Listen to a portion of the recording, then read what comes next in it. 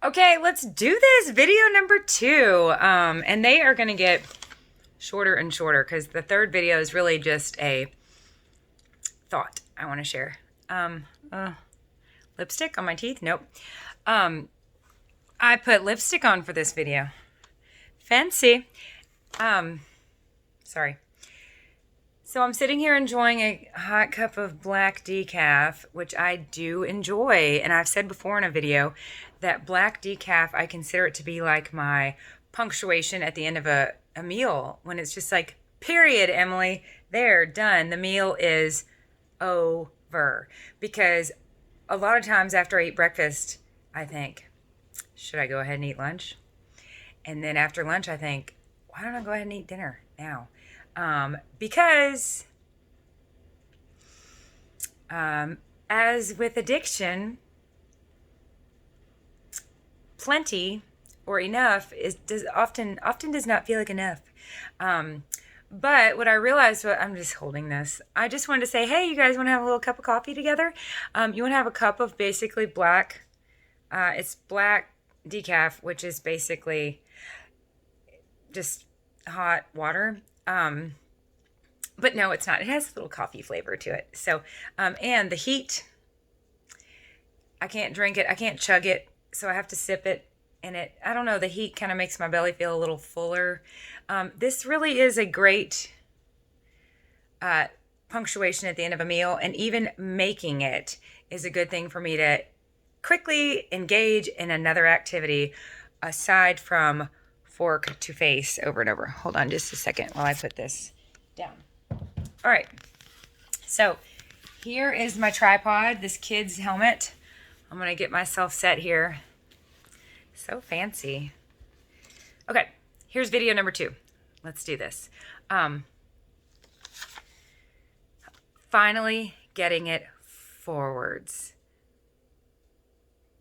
This is a happy to report video. I'm so happy to report. I'm so happy to report that I'm finally getting it forwards, meaning I'm not getting it backwards. And I'm going to throw my awesome parents under the bus for a second. They were awesome. They are awesome. My dad, he passed 2 years ago in January. But I tell you what, grief, it did not take long for grief to turn to gratitude because he was a gift. There's a bunch of G's for you. Grief turned to gratitude for the gift that he was. And God, when he gives us gifts, he does not tell us how long we'll have them. And I had him all day, every day of my entire life. My mother had him for 42 years, and he was absolutely an answered prayer for her. Their love story is delightful. But like I've said before, her time with him prepared her for her time without him. He was a pillar in the community and just an upstanding, outstanding, awesome human being that loved the Lord and feared the Lord, which was extra impressive given the fact that he was his own genius. He was a commercial contractor in Louisville, Kentucky. I better not go into details because the details about each of us is what makes each of us so unique, so fearfully and wonderfully made. And he was so fearfully and wonderfully made. So as that's a good lead-in to throwing him under the bus, like I'm about to do. My parents taught us millions of fantastic habits, and they also taught us a couple, there's 4 of us, of things that I wanted to relearn because they were just a little bit backwards. Like, for instance, using food as a reward. So we would, as a kid, work outside all day long. Again, he was a commercial contractor, but he also built homes. So we moved a lot because he would build homes and we'd sell them. And we were our life was always under construction. So there's a lot to do outside. A lot us kids wanted to do outside that my dad would not let us because he liked to do things certain ways. So we would play. while they would landscape and hose off the driveway. For the record, Mom, if you watch this, I always wanted to hose off the driveway. That was like the main thing. And now I live on a farm with gravel. I could hose off our basketball court. All right. Anyways, I tell people I will not make the same mistakes my parents made, because I will make brand new ones of my own. So my parents, awesome parents, shout out to my parents. But anyways, so we would work outside, and then when the work was done and it looked beautiful and the sun was setting on a summer night, so it's like 9 o'clock at night, then we would order pizza, Lay's potato chips, and Diet Pepsi, or beer. But for us kids, it was Diet Pepsi. In fact, it was almost always Diet Pepsi for my parents too. It was just our thing. So, anyways, I just remember like working hard and then like, celebrating and relaxing into some good food. Am I right? Now I know that food was drugs, Mom. You were feeding us drugs, just like I feed mine. And I'm looking over there now. Last night, New Year's Eve, the kids got chips, cookies, candy, 2 liters, and pizza, while I had a salad. So anyways, growing up, I learned to use food as a reward. Like, we've worked really, really hard. Now, there's a couple things the matter with that I have learned since then. When you are not fueling your activity, then you're asking your body to pump out adrenaline and cortisol, like stress, like, come on, we got to hurry. It's the fight or flight hormones, right? So you've got to, your body's got to pump all these out. Well, those hormones, especially cortisol, plus insulin, which is released when you eat sugar, which if you've had cortisol pumping and then you eat sugar or food or flour, or, you're going to get sugar. You're going to pump some insulin. That combination puts you in fat storage mode. So it is fantastic to learn more about what's going on with our bodies and be better equipped to manage them. So anyways, I'm finally getting it forwards, not backwards. And here's what I'm happy to report. I'm so happy to report that at 12:04 a.m. last night, I did not eat my breakfast, which I have done many times. And my sponsor pointed out that if you stand up and imagine a circle around you, I've said this before on other videos, imagine God's love around you. She said, you want to stay in the dead center of that love. You don't want to be on the edge. You don't want to be on the fence. You don't want to be pushing the boundaries of God's love around you and his hedge of protection around you, and imagine being in the dead center of your path. That's where you want to be. That's where I want to be. So, she said, Emily, when you eat your breakfast at 12:01 a.m., you are pushing the boundaries and you're living on the edge. She said, imagine the circle around you. And she said, addicts like to live on the edge, which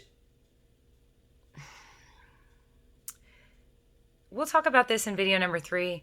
But addicts have just this awesome appetite for life, and to live on the edge is to invite a little excitement into our lives. And it also is why I typically run late places. I was just recently talking to my mom about this, how we borrow adrenaline from other activities. We say, I have to be at the dentist at 12:30, then I've got to leave at 12. I've got to leave by like 12:28 to make it there on time. Like, we just set ourselves up for all the stress. But with the adrenaline pumping, because of that dentist appointment, we're like, wow, I could probably get a lot done around the house. So it's kind of like we borrow that adrenaline, we borrow that excitement, and that is hormonal, and it's living on the edge. So now, it doesn't sound like a very wild and crazy edge, but you get my point. So my sponsor said to me, Emily, when you eat your breakfast at like 12 a.m., 12:01 a.m., because it's technically the next day, she was like, you are living on the edge of your circle. And I want to say, what do you know? I'm kidding. She knows so much, and she's so generous with her time and teaching me so much. So that's, again, why I bought this watch off Amazon for $15. See that big circle, that big silver circle with the little black dot in the center? This watch reminds me to stay in the center of my circle. And by the way, aren't watches just like kind of neato now. Like, I mean, you don't even hardly see these anymore. That's like kids don't use bananas for phones anymore because phones don't look like that anymore. They use calculators and pretend like it's a phone. So, all right, here's Psychology 101, conditioning, like Pavlov's dogs, how Pavlov got the dogs to drool just from the sound of the bell, I believe is what the deal was. So he would ring the bell, give them their food, they drool. Ring the bell, give them their food, they drool. This is Psychology 101, conditioning. And he finally took the food away and just ringing the bell made them drool.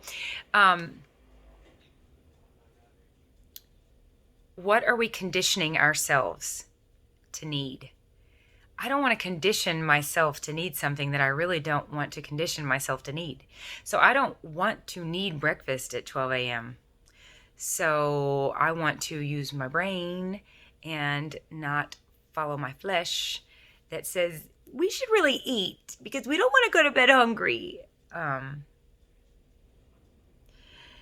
And we'll measure it out, so don't worry, it won't be a binge. And it's breakfast, and it's already like my addiction, right? I don't want breakfast at 12 a.m. I want to use breakfast to break the fast that I've just experienced, which is intermittent fasting, which is in a lot of ways so fantastic for our bodies to let things level back out between meals. But I want breakfast to fuel the morning, I want lunch to fuel the afternoon, and I want dinner to fuel the evening, and then I want to go to bed and repeat the cycle. It is feeling so great functioning lately. And like I've said before, we think we want to thrive, we think we want to succeed, we think we want all these fabulous things, but before any of that, we got to function, and I am loving functioning. So, what are we conditioning ourselves to need? And in all seriousness, I want to only need Jesus Christ and whatever He wants me to need. And again, this Christian talky talk might sound so foreign to you, but Jeremiah 29:11, Jesus says to us, for I know the plans I have for you, declared the Lord, plans to prosper you. And I'll put it down below. Plans. I've got two. Okay, I'm going to look it up. Bear with me. All right, here it is right here. I've got my Bible and my husband's Bible right here at my fingertips. This is kind of our little Bible reading spot in the kitchen. There's my kitchen over there. You won't see me in there a lot. There's a little, give us this day our daily bread. All right, I'm happy to properly quote this. Jeremiah 29:11.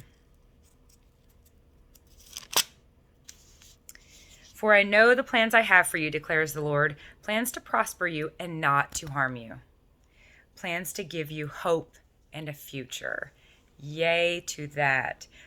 So I trust God with my life. I literally do.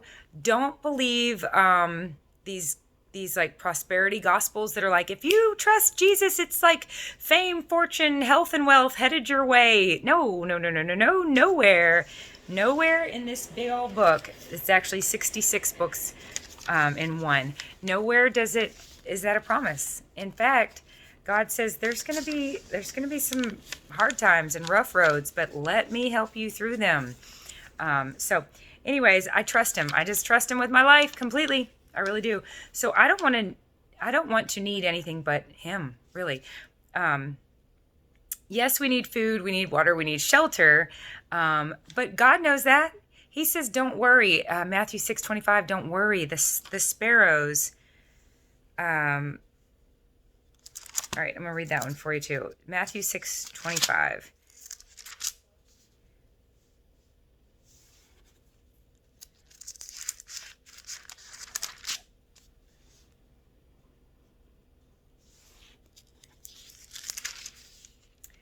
Therefore I tell you, do not worry about your life. This is Matthew 6:25 through 27. What you will eat or drink. I love that for us, especially. Or about your body, what you will wear? Is not life more important than food, and the body more important than clothes?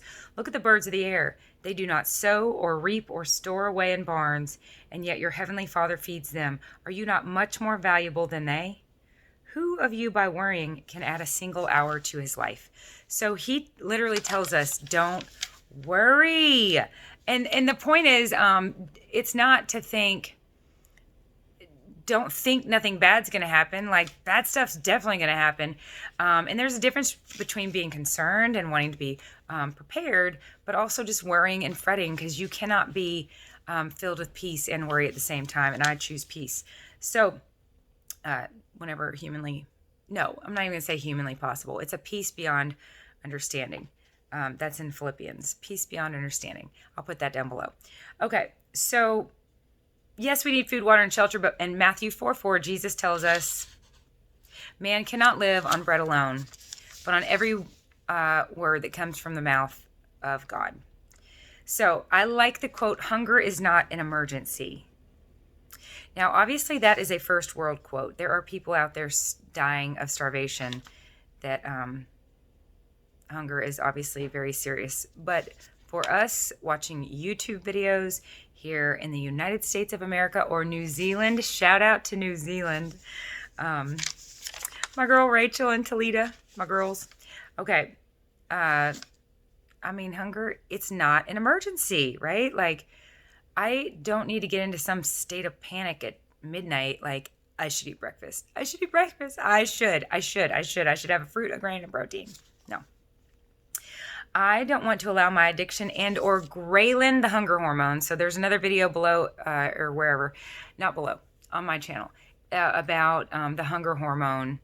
It's about hormonal hunger, about the hunger hormone ghrelin. I don't want my addiction or ghrelin to convince me that I need food at 12 a.m. So breakfast, I broke the fast. Now, how cool is this? How hormonal is this? Last night, I was tempted to eat my breakfast. I didn't. I just went to bed and slept so good and so late. And I took the late night shift with the kids and the puppies. So my husband took over this morning with kids and puppies. And I got to sleep late, then I got up, made my bed, took a shower, made a 32-minute video. I did not break the fast. I did not have breakfast until noon, which is so late. But my point is, that desperate desire to eat late at night is absolutely hormonal. It's not true hunger. If it were, I would wake up even hungrier the next morning. And I don't, because I sleep and my chemicals in my brain and my serotonin, my melatonin, my ghrelin, adrenaline, cortisol, it all gets a chance to reset. So that's it. 18 minutes, holy moly. I really enjoy chatting with you all. I love you dearly. Happy New Year. And cheers to finally getting it forward instead of backwards. I like to think, instead of things spiraling out of control, there are times in our lives, by the grace of God, they spiral into control. So it is crazy. The wind is blowing. I'm going to go outside and check on some little puppies. Bye. Love y'all.